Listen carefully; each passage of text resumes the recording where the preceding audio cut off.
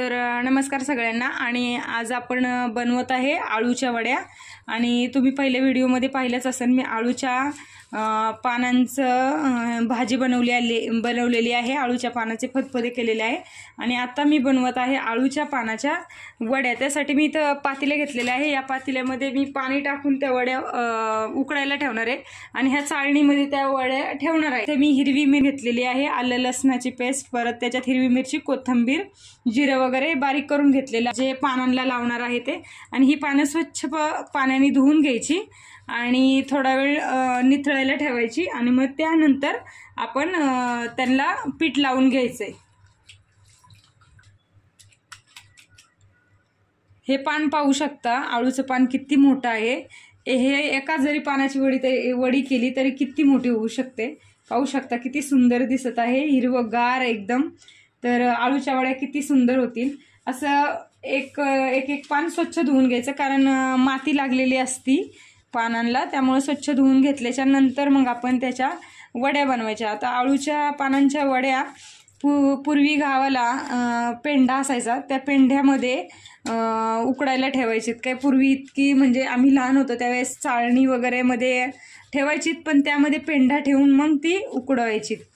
जसं की मी तुम्हाला पहिल्या व्हिडिओमध्ये पण दाखवलेलं आहे की त्या खोबऱ्याच्या शेंगा कशा उकडवायच्या। तर आता मी त्या कुकरमध्ये उकडवल्या, पण पूर्वी गावाला पेंढ्यामध्ये कढईमध्ये पेंढा ठेवायचे आणि खाली पाणी ठेवायचे आणि त्यात उकडायचे। खूप छान लागते त्या पद्धतीमध्ये पण। आणि ही सगळी आळूची पानं स्वच्छ पाण्याने धुवून घ्यायची। मी जास्त क्वांटिटीमध्ये घेतलेली आहेत पानं, त्यामुळे पीठ पण जे आपण ह्याला लावायला कालवणार आहे ते पीठ पण जास्त घ्यायचं, कारण मला मुलांच्या टिफिनला पण बनवायचं आहे। काही तर माती पानांना असू शकते, म्हणून स्वच्छ धुवून घ्यायची पानं। आता इथे पाहू शकता तुम्ही, इथे आपण बेसन पीठ घेतलेलं आहे। सम्राट चना बेसन पीठ मी वापरते। तर तुम्ही कोणतं बेसन पीठ कोणत्या कंपनीचं वापरता ते पण मला कमेंट सेक्शनमध्ये सांगा। सम्राटचे बेसन पीठ खूप छान असतं।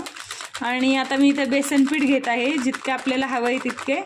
आणि त्यामध्ये आता मी थोडंसं तांदळाचं पीठ पण ॲड करणार आहे। ते पाहू शकता, हे आहे तांदळाचं पीठ जे मी यामध्ये ॲड करत आहे। तुम्ही थोडंसं ज्वारीचं पीठ किंवा बाजरीचं पीठ पण ॲड करू शकता, किंवा भाजणीचं पीठ पण या वड्यांमध्ये टाकलं तर खूप छान ह्या वड्या होतात टेस्टिंगला। आता यामध्ये आपण थोडासा ओवा टाकून घेणार आहे। ओव्याने कसं तिखटपणा आहे ते आपल्या शरीरातील सगळे पदार्थ डायजेस्ट होतात, म्हणून ओवा टाकायचा आणि छान टेस्ट पण येते। आणि हे पांढरे तीळ आहेत, पांढरे तिळाने पण वड्यांना खूप छान टेस्टिंग येते। पांढरे तीळ थोडे जास्त टाकायचे, त्यामुळे छान चव येते वड्यांना। आणि ही आहे धना पावडर जी मी घरी बनवलेली आहे, तर ती पण थोडी ॲड करायची धना पावडर। आणि त्यानंतर आता आपण यामध्ये ॲड करणार आहे हळद। हळद ॲड करून झाल्याच्या नंतर आपण यामध्ये टाकणार आहे हिरवी मिरची जी मी बारीक वाटून घेतलेली आहे मिक्सरमधून। यात जास्त प्रमाणामध्ये लसूण टाकलेलं आहे, लसणाने खूप छान वड्या होतात। आता इथे आपण मिरची टाकून घेतलेली आहे, हिरवी मिरची, आणि मी थोडं पाणी टाकलेलं आहे। आपल्याला पाणी लागेल तसं त्यामध्ये ॲड करायचं आणि हे हाताने छान ॲड करून हाताने सगळं मिक्सअप करून घ्यायचं। आणि त्याची छान अशी पातळसर, थोडीफार जाडसर ठेवली तरी चालेल, अशी पेस्ट तयार करायची। आणि मी हिरवी मिरची वाटतानाच खडे मीठ ॲड केलं होतं त्याच्यात। मी जास्त करून तर तुम्हाला माहितीच असेल, माझ्या प्रत्येक व्हिडिओमध्ये प्रत्येक भाजीमध्ये खडे मीठ किंवा सेंद्रिय मीठ वापरते। तर मिरची छान वाटल्या जाते खडे मिठाने, म्हणून त्यामध्ये मी खडे मीठ ॲड केलं होतं। आणि आता यामध्ये अजून थोडं पाणी लागणार आहे आपल्याला, म्हणून आपण यामध्ये थोडं अजून पाणी ॲड करणार। आणि इथे पाहू शकता तुम्ही, मी छान पीठ हे एकजीव करून घेतलेलं आहे। त्यामध्ये मी थोडंसं ज्वारीचं पीठ आणि तांदळाचं पीठ पण ॲड केलेलं आहे। आणि किती तुम्ही ट्राय केलं की चमच्याने वगैरे मिक्सअप करायचं, तर ते व्यवस्थित होत नाही। आपली जुनी पद्धत आहे जी हाताने मिक्स करण्याची, देवाने 2 हात दिलेले आहेत, त्याचा वापर करून मस्त छान एकजीव करून घ्यायचं हे पीठ। आणि आता आपण ते आळूच्या पानांना लावायचं आणि मग ते उकडल्याच्या नंतर वड्या खाण्यासाठी तयार होतात। मला थोडंसं चवीला मीठ कमी वाटलं म्हणून मी त्यामध्ये सेंधई मीठ ॲड केलेलं आहे. तुम्हाला पण जर असं वाटलं तर नंतर वरून तुम्ही मीठ ॲड करू शकता. तर मी आता हे परत मिक्सअप करून घेते थोडंसं आणि मग पानांना लावूया आपण. तर मी इथं आता पानाला पीठ लावून घेत आहे, तुम्ही पाहू शकता. आणि हे पीठ लावण्याची पद्धत जी आहे वड्यांना, ही लहानपणी माझी आजी असंच पीठ लावायची आळूच्या पानांना. म्हणजे ते असं पालथं पान टाकून मग वरून पीठ भरायची. आणि म्हणजे हे मी लहानपणापासून पाहिलेलं आहे, त्यामुळं आत्ता वेगळ्या पद्धती भरपूर आलेल्या आहेत. वेगवेगळ्या पद्धतीने प्रत्येकजण आळूच्या पानांच्या वड्या करतं. तर आता हे आळूच्या पानांना आपण छान पीठ लावून घ्यायचं हे सगळीकडून. आता इथे खालच्या पानाला म्हणजे पहिल्या पानाला आपण पीठ लावून घेतलेलं आहे. आता त्यावरती आपण दुसरं पान टाकायचं आणि त्याला पण पीठ लावून घ्यायचं आणि ते पान अशा प्रकारे टाकून घ्यायचं. आणि परत ह्या पण पानाला आपण पीठ लावून घ्यायचं. जर मोठी मोठी पानं असतील तर दोन पानांच्याच एक वडी, दोन पानाची एक वडी बनवायची. आणि जर पानं अशी छोटी छोटी असतील तर तुम्ही 3 किंवा 4 पानं एकत्र करून 4 लेअर करून सुद्धा वडी बनवू शकता. आता मी ही तर थोडी मोठी पानं आहेत, तर अजून एक पान मी त्याच्यात ॲड करू शकते आणि परत त्याला वरून पीठ लावू शकते.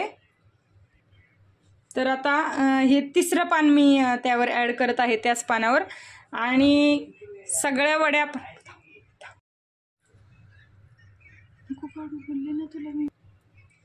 आणि आता आपण तिसऱ्या पानाला पण इथे पीठ लावून घेत आहे. आणि मग आता ह्या पानाचे आपण छान वडी बनवून घ्यायची. जास्त पीठ लावायचं नाही, मग ते त्याच्यातील पानाचा स्वाद कमी येतो. तर यामध्ये तुम्हाला या पिठामध्ये मी लिंबू पण पिळून घेतलेला आहे, ते मी दाखवलं नाही आहे, पण तुम्ही नक्की ह्या पिठामध्ये लिंबू पण टाका. तुम्हाला जर वाटलं तर तुम्ही यामध्ये लिंबूसुद्धा ॲड करू शकता, त्याने पण छान टेस्ट येते आळूच्या. आणि इथे पाहू शकता या अशा पद्धतीने आपण ही आळूची वडी चारही बाजूने ॲक्च्युली बंद करून घ्यायची. आणि त्याला आपण या साईडनी सगळ्या साईडनी पीठ लावून घ्यायचं. आणि परत ही मुडपत न्यायची. या साईडनी परत आपण बंद करायची, परत या साईडनी बंद करायची. अशा प्रकारे आपली आळूची वडी तयार झालेली आहे. पहिली पाहू शकता. अशा प्रकारे आपण सगळ्या आळूच्या वड्या बनवून घेणार आहे. तर पाहूया कशा होत आहेत ते. तर इथं पाहू शकता तुम्ही आळूच्या वड्या माझ्या सगळ्या तयार, म्हणजे त्यांना आतून पीठ लावून झालेलं आहे पानांना सगळ्या. आणि मी सगळ्या पानांच्या आळूच्या वड्या केलेल्या आहेत. आणि ह्या खूप जास्त आहेत, म्हणजे की जवळजवळ 15 पानं होती सगळी मिळून. 15 ते 16-17 तरी पानं होती. त्या पानांच्या मी आळूच्या वड्या केलेल्या आहेत. आणि इकडे पाहू शकता मी पाणी उकळायला ठेवलेलं आहे. पाणी छान उकळलेलं आहे. आता ह्या आळूच्या वड्या आपण याच्यावरती अशा ठेवून देणार आहे आणि त्याच्यावर झाकण ठेवून द्यायचं, त्याची वाफ बाहेर जाऊन द्यायची नाही. आता इथे पाहू शकता आळूच्या वड्या ठेवलेल्या आहेत आणि त्याच्यावरती हवा नाही गेली पाहिजे असं उकळलेले पाण्याची वाफ बाहेर जाऊन द्यायची नाही. त्या वाफेवरच आपल्या आळूच्या वड्या शिजणार आहेत.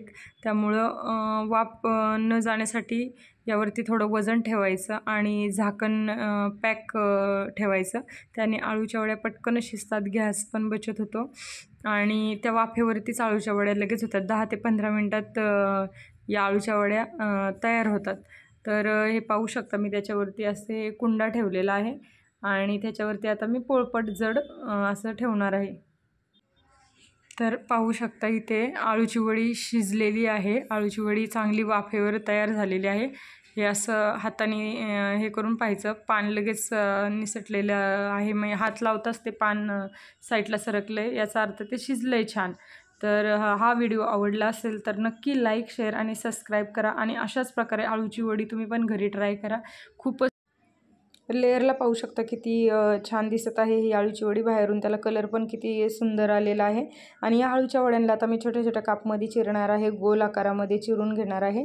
आणि तुम्ही डीप फ्राय करू शकता किंवा शॅलो फ्राय, म्हणजे जास्त तेलामध्ये पण तळून घेऊ शकता. त्या पण कुरकुरीत छान होतात आणि नुसत्या फ्राय केल्या तरी पण त्या पण छान होतात. तर मुलांना टिफिनला द्यायच्या होत्या, त्यामुळं मी तळून दिलेल्या नाही आहेत, कारण ते चपातीसोबत पण खातात.